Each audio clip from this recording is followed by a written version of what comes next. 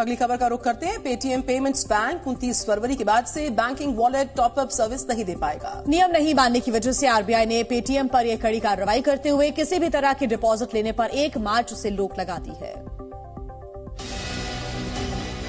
देश के बड़े पेमेंट्स बैंक में से एक पेटीएम पर नियमों की अनदेखी भारी पड़ गई है। एक व्यापक सिस्टम ऑडिट रिपोर्ट और बाहरी ऑडिटर्स की ओर से तैयार रिपोर्ट के बाद रिजर्व बैंक ने पेटीएम पर कई तरह के प्रतिबंध लगाने की घोषणा की है।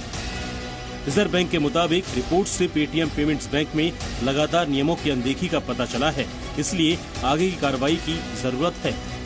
चलिए आपको उन प्रतिबंधों की फहरिस्त और उनकी डेडलाइन की जानकारी दे देते हैं जो कि रिजर्व बैंक की ओर से पेटीएम पेमेंट्स बैंक पर लगाई गई है।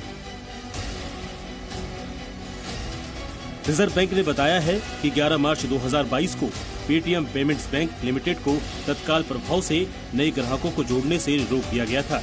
इसके बाद विस्तृत सिस्टम ऑडिट रिपोर्ट और एक्सटर्नल ऑडिटर्स की रिपोर्ट से ये पता चला कि बैंक में लगातार नियमों के नहीं पालन करने से जुड़ी चिंताएं सामने आईं।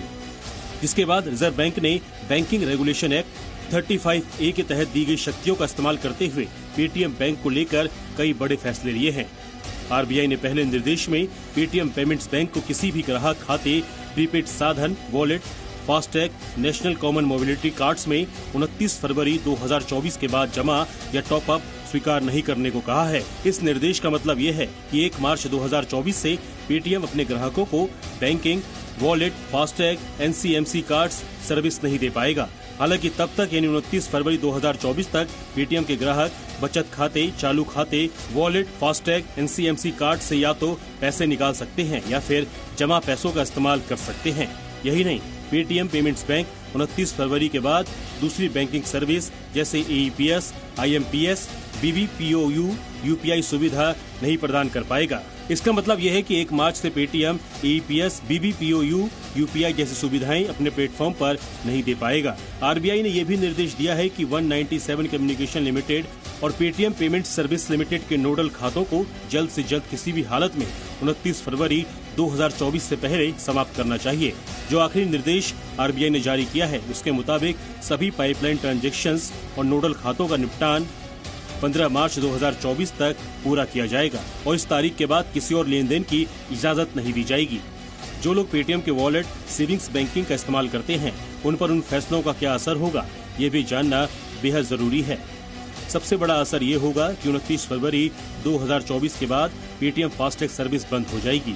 यानी कि अगर आप अपनी गाड़ी में पेटीएम का फास्टैग इस्तेमाल करते हैं तो 1 मार्च से ये किसी भी टोल प्लाजा पर काम नहीं करेगा। 29 फरवरी 2024 के बाद आप पेटीएम पर लोन नहीं ले पाएंगे क्योंकि ये सर्विस 1 मार्च से बंद हो जाएगी। 29 फरवरी 2024 के बाद आप पेटीएम यूपीआई का इस्तेमाल नहीं कर पाएंगे। इसके लिए आपको 1 मार्च से दूसरे गेटवे का इस्तेमाल करना होगा। 29 फरवरी 2024 के बाद आप किसी को पेटीएम गिफ्ट कार्ड नहीं भेज सकेंगे। पेटीएम ने अगस्त 2023 की एक फाइलिंग में ये जानकारी दी थी कि उनके औसत मंथली यूजर्स 9.3 करोड़ हो गए हैं। कंपनी का दावा है कि उनके पास 30 करोड़ से अधिक वॉलेट यूजर्स हैं। वहीं पेटीएम पेमेंट्स बैंक में 3 करोड़ ग्राहकों ने बैंक खाता खोल रखा है। आरबीआई की पाबंदियों का मतलब ये है कि 30 करोड़ पेटीएम यूजर्स पर सीधा इसका असर होगा। ब्यूरो रिपोर्ट, जी मीडिया।